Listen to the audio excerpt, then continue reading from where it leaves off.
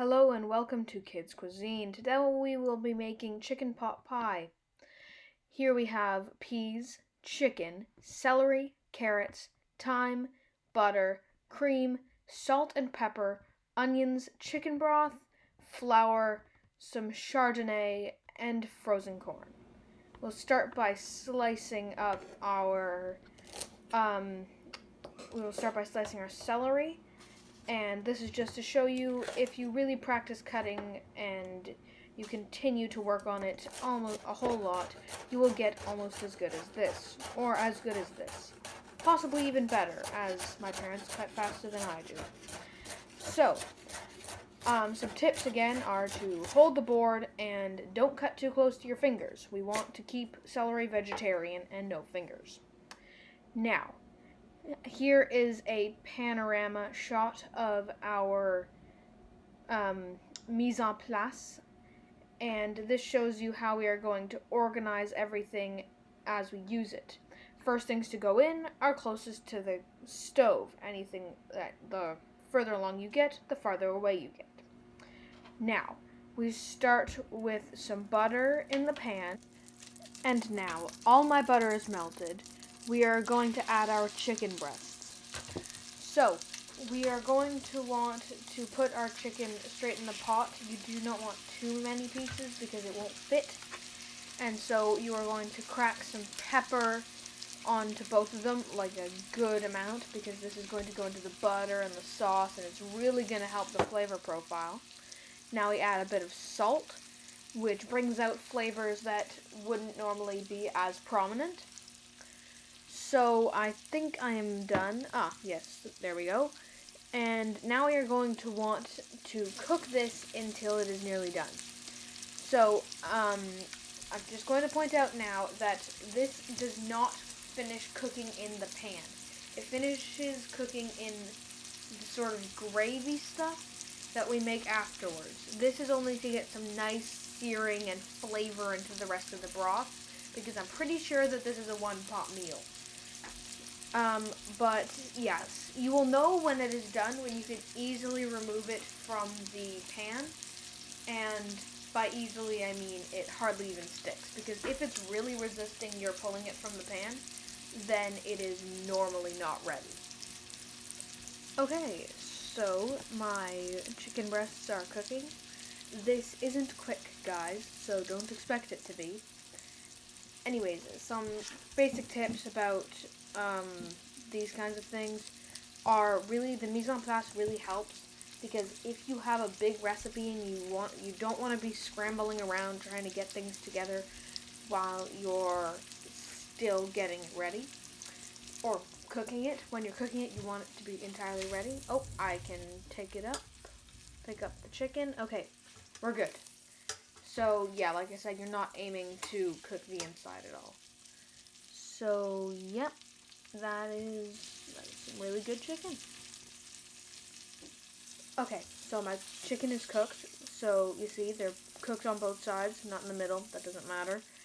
And so now I'm going to put the chicken on a plate. And oh dear, that one's nearly falling apart. Right, now over to the next steps. We add a bit of butter to what is already in the pan. Do not drain this. This stuff is full of flavor, and a bunch of good stuff is in there, and so you really do not want to get rid of it. So, yeah, we need to melt the butter, and this takes a ridiculous amount of time, so I'm going to sit here awkwardly until it's done.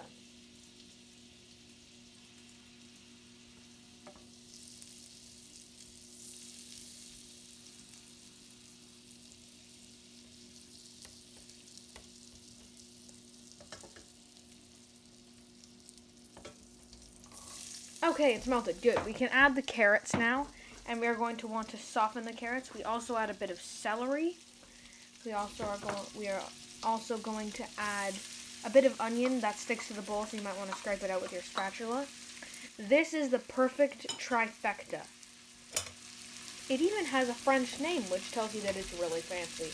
It's called mirepoix, but you will also have it heard as mirepoix to people who do not speak English, or rather do not speak French. So I have now added a bit of salt, and I am going to mix in the salt. Just had to grab the handle there. I would recommend using one of these and not a cast iron skillet, because that heats up a lot, and this is going to be under a lot of heat. So I'm pretty sure that this is a one-pot recipe. So this is excellent for weeknights. It stays in the fridge once it's done, and you hardly even have to do any work. So we are now going to let this sit. It's magically done now, softened and everything. So now we're going to add the flour. This seems wrong, but in reality it can actually really, really, really help with the thickness and to get all that flavor off the bottom of the pot. Right now we are trying to create a fond, and we are soon going to add a bit of wine. This part is optional, but do not worry, do not fret, do not be scared. All of the alcohol boils off. There, I've added a bit of wine, but don't worry, the alcohol will boil off completely 100%.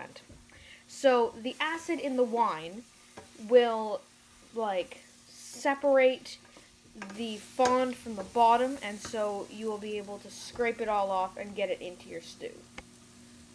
Now we are going to switch to a whisk now, because we are going to start using liquids, and that is not very useful for liquids. So we now add our chicken broth bits at a time, so you can mix it in and incorporate it into the floury, dry, not very tasty, quite frankly, mirepoix. So we are going to continue adding this frequently, and this part shouldn't take long. 2-3 dumps of it should be fine. And yep, I think I'm nearly done, just got a tiny bit there.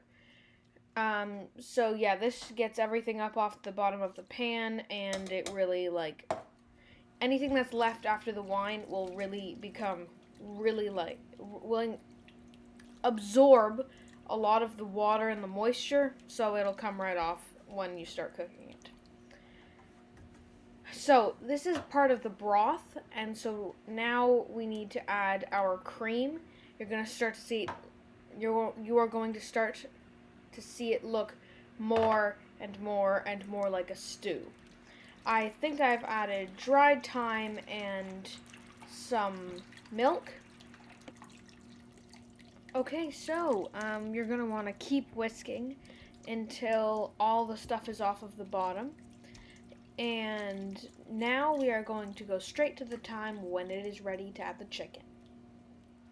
So, our stew is now ready for us to add the chicken. And you're going to want to start to see bubbles around the edges in the middle. And so we are now going to put the chicken into the stew and try and thoroughly coat it instead of in some of that really good tasting gravy-ish stuff. I don't really know. But, yep, we now put the lid on, and voila, everything's ready. Okay, so, you want to stick in the thermometer, and you want it to be at least 160, and if it's not 160, you're going to want to wait, but of course, through the magic of editing, it is 160.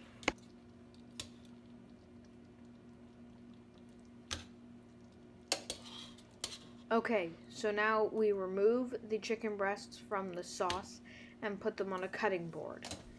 We are now going to add our half pea, half corn mixture from the measuring cup, and I think I've got about 4 cups there.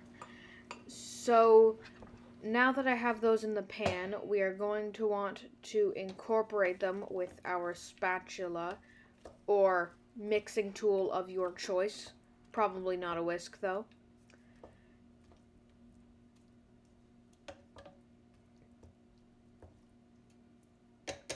I think it's nearly incorporated. Now I put the lid on and bring it to a simmer. Now, I have cut up all of my chicken and it is now simmering, so we are going to put in all of the chicken into our stew, and we are also going to want to incorporate this. I've cut these into about bite-sized pieces, maybe an inch to an inch and a half big, because these are going to break up more the more you cook them. Slowly, I mean. So this can get a bit tough, but you really want to coat every single piece of corn, pea, chicken, and any other nice, juicy, flavorful things in that gravy stuff. Now on to a still shot of our finished product.